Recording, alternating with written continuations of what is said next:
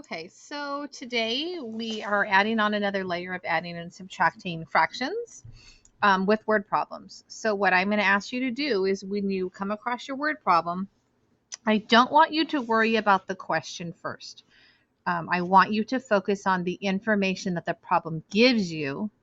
Draw a picture if you need to, and then take a look at the question. Because if you have illustrations of something that you know, it'll be much easier to solve the question. Okay. So the information that we have here is Michelle rode her bike. Yeah. Michelle rode her bike 3/4 of a mile on Thursday. So I'm going to draw a picture quickly. So 3/4 of a mile on Thursday. So on Thursday, 1, 2, 1, 2, 3, 4. Okay. So she rode her bike 3/4 of a mile on Thursday.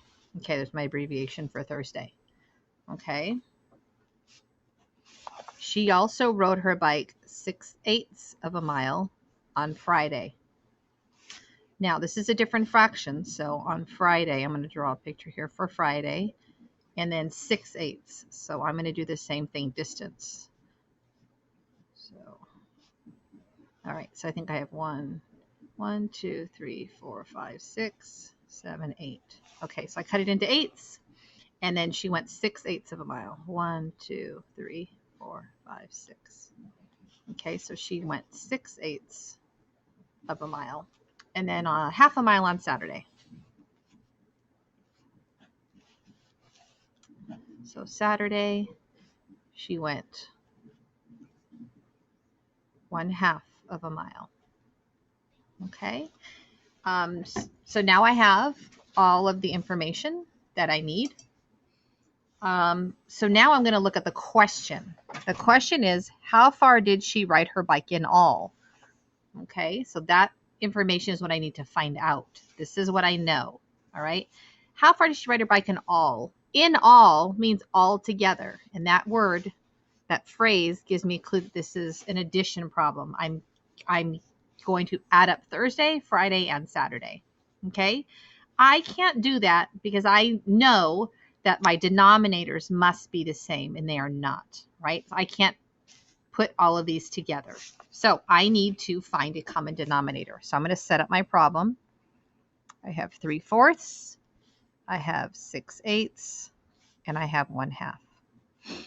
Okay, so I need to find or create equivalent fractions. So I set this up the same way I do when we were adding or finding common denominators for two fractions. This time we're doing it for three.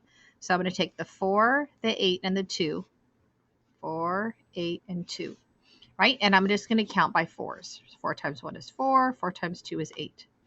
I see my 8 here, so I don't think I need to go any further. And ooh, I know my 2s. 2, 4, 6, 8. Ah, there you go. So my common multiple is 8.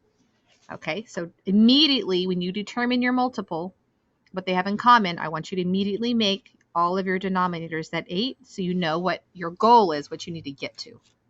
Okay, I'm going to start here only because I'm taking a look at my 6/8 of a fraction. My denominator is already an 8, so I don't have to do anything to this fraction. I leave it the same, right? The goal is to have 8 as a denominator. This is already an 8. So my 6/8, I just simply copy here. I don't have to do anything to it. Okay, so now I'm going to start at 3/4. How does my 3/4, how can I make that 4 become an 8? I need to multiply that by an equivalent of one fraction, right? 4 times 2 is 8. So I'm going to make a 2 over 2, which still means the same thing as whole number 1, right? I'm not increasing or decreasing the value of the fraction. I'm just creating an equivalent fraction. Okay, so 2 times 4 is 8. 2 times 3 is 6. And now I'm going to work with my fraction down here. I have 1/2. How does that 2 become an 8? I need to multiply it by 4, right?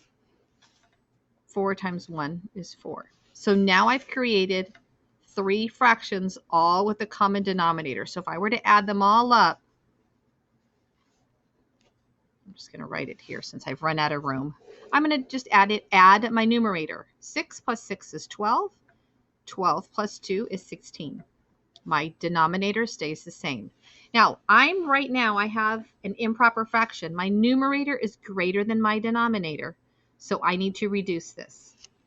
Okay, so I'm going to divide 8 into 16. 8 goes into 16 2 times, right? In essence, I'm doing this. I'm dividing this by 8, and I'm going to be dividing this by 8. Okay, so 8 divided by 8 is 1. 16 divided by 8 is 2. 2 over 1 means the same thing as whole number 2.